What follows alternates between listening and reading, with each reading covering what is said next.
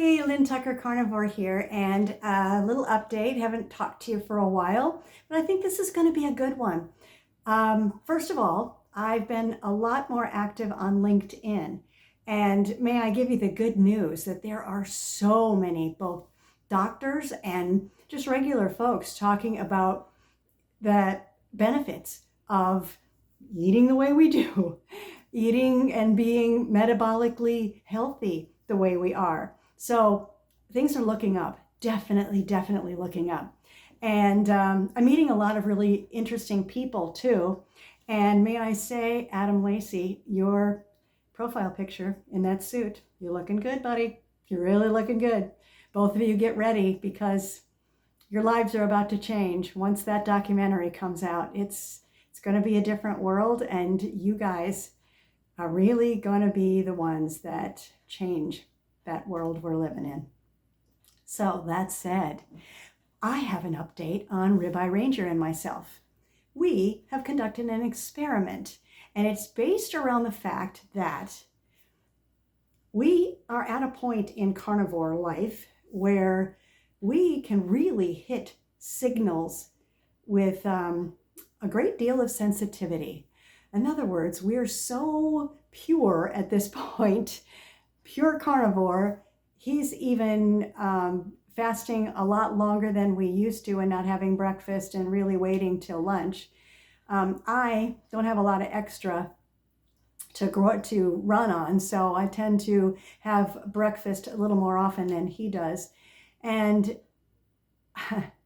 I have had to cut out heavy cream.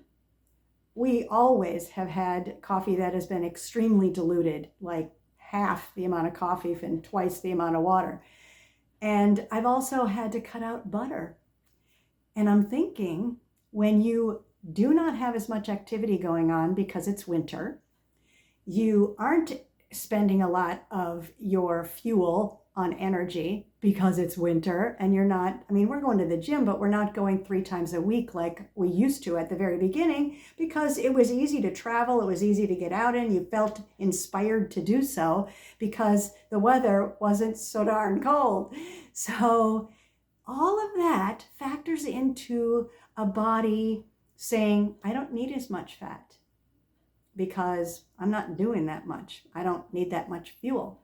I need the protein because I need to do what I do, but I only need a certain amount of fat to equal out to what fuel I need to have the energy to make it through the day.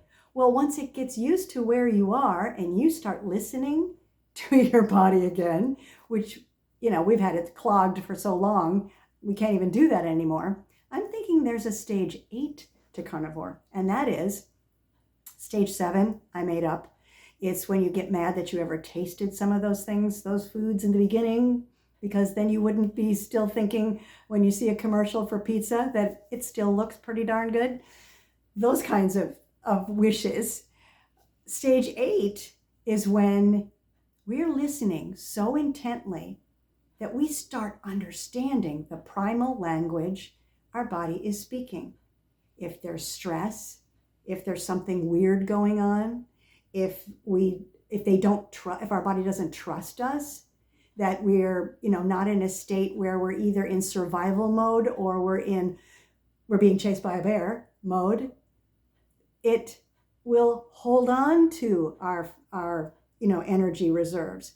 But if we're not, if it's cold outside, we're watching more television, we're going to the gym once a week, not 3 times. We don't have any outside projects going on where we're brush clearing and hauling logs and chainsawing like Ribeye Ranger would be doing, or making things outside, making the deck we want to make, making the extra road work that we want to do in gravel. We're not doing any of that. So our body's like, well, if you eat too much fat, I'm going to make life a little difficult for you because I'm going to get rid of what we don't need. Ribeye Ranger just experienced that. And I said, what if this is the situation? And he's like, I bet you we're at that sensitivity point where we can now finally understand what's really going on.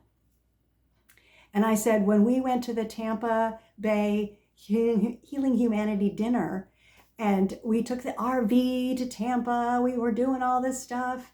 I could eat. I could drink heavy cream and have butter in my coffee. Not a problem. Weird. But being here, not going to the gym as much, not doing as much, I can't at all. It's so strange. But maybe that'll help you. And so that's why I figured I would at least share it. Stay carnivore, stay healthy, and be thankful, grateful, and blessed like we always are. Looking forward to seeing everybody February 21st at the Convention Center in Charleston. And Jim, Ribeye Ranger, and I will be talking. We're very excited about being part of it all. And don't forget, we're going to hear from Mimi Morgan, the woman that healed herself from Parkinson's and that really bad blood infection, among other things. So I can't wait. And all the usuals, Emma's going to be there, Carrie, Ashley's going to tell his story about having, diabetes and curing it and feeling better. And look at all he's doing for healing humanity. Would he have the energy to do that? He didn't. That man works like crazy. And so many others. Adam's going to be there. Lynn from the groundwork of all that healing humanity has become. So many. So don't miss out. There are still tickets, I'm sure. I don't know, but I think so. And that you can find at www.healinghumanity.movie/events. So go find out.